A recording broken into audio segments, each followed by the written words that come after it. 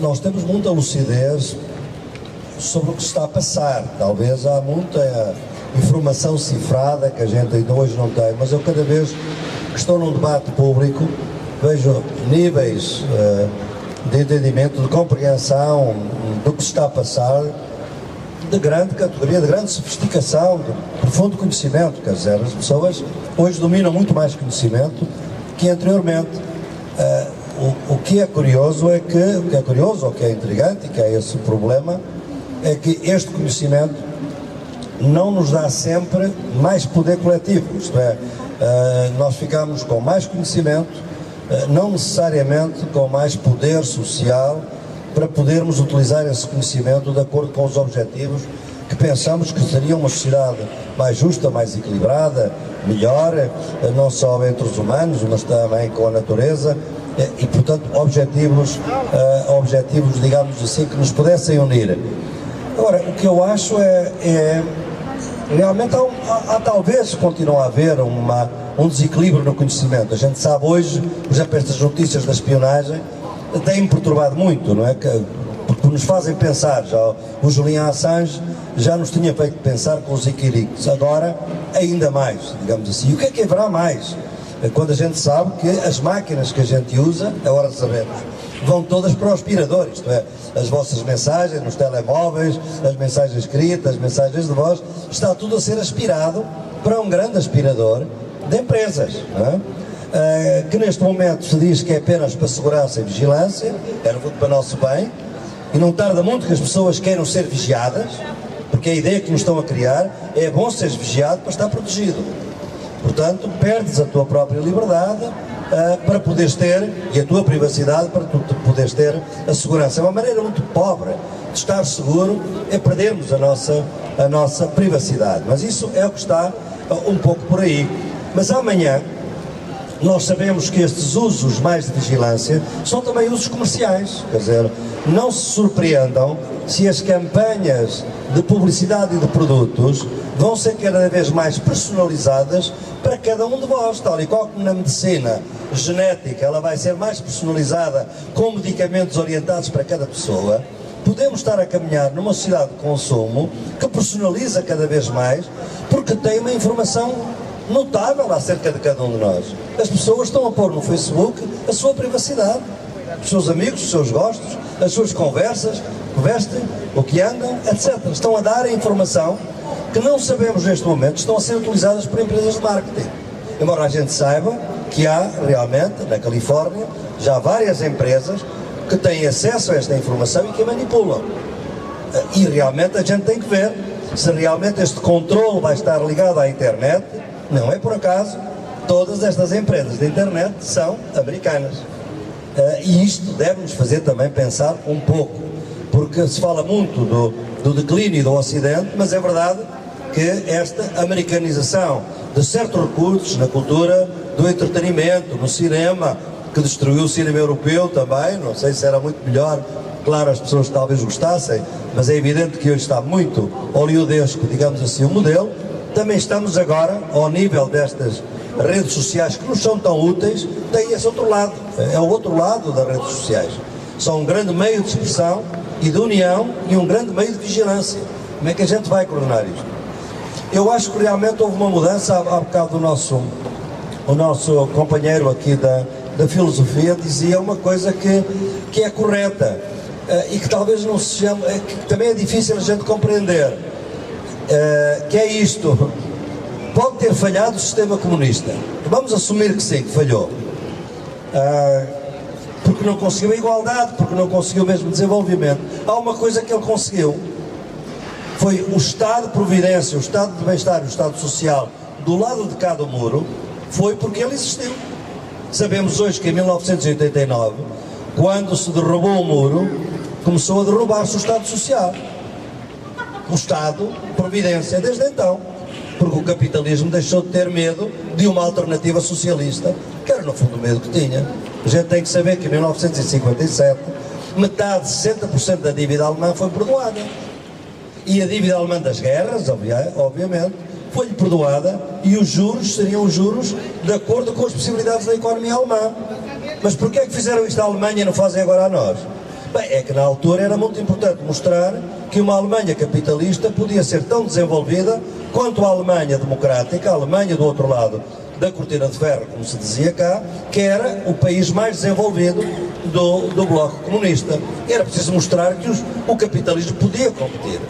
Hoje não há esse medo da alternativa. Dá-se autonomia às pessoas ao mesmo tempo que se destroem as condições de eles serem autónomos.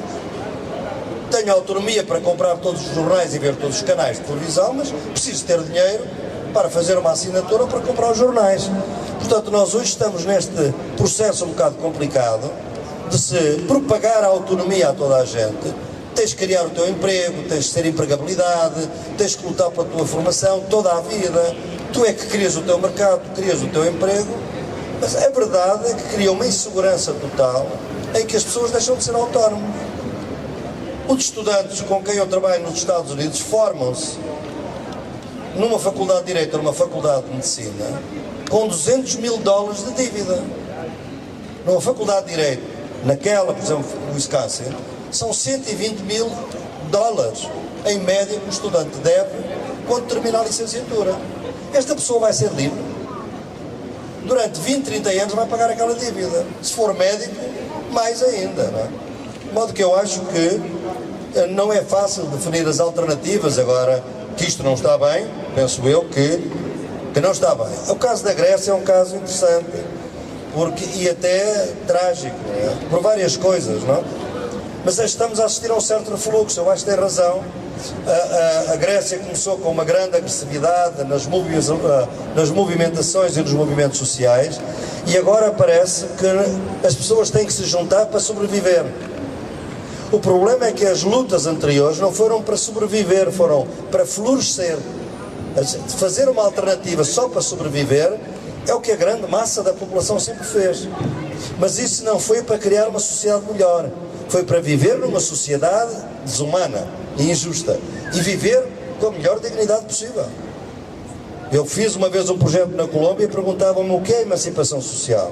Nas zonas em que eu trabalhava, nas serras da Colômbia, a emancipação, a libertação é não ser morto no dia seguinte. A violência era tão grande que estar vivo e lutar pela paz era a coisa mais emancipatória que se podia fazer.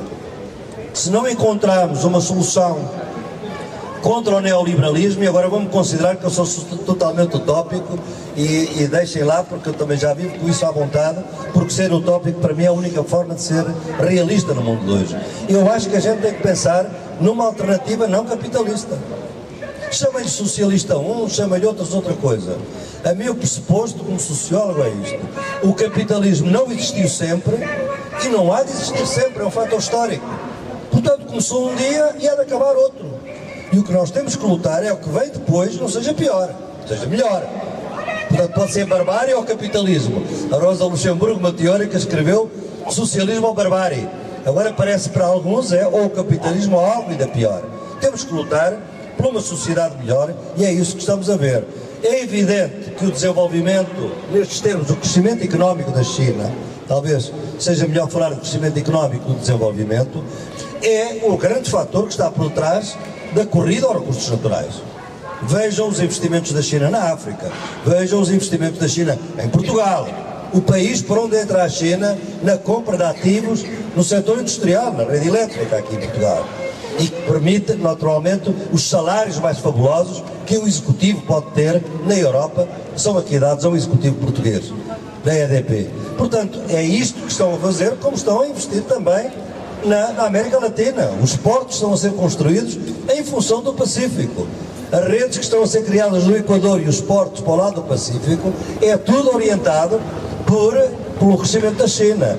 A autoestrada, a autopista que os brasileiros querem construir, porque é uma empresa brasileira, que é a OAS, financiada por um banco brasileiro, que é o BNDES, que é uma autopista, uma autoestrada, que vai atravessar um parque natural na Bolívia, que é o Parque Natural Tipnis, que é um crime contra qualquer ideia de desenvolvimento sustentável, é para fazer uma rede de escoamento dos produtos do interior do Brasil para o Pacífico. Quer dizer, é evidente que é isso que está aí.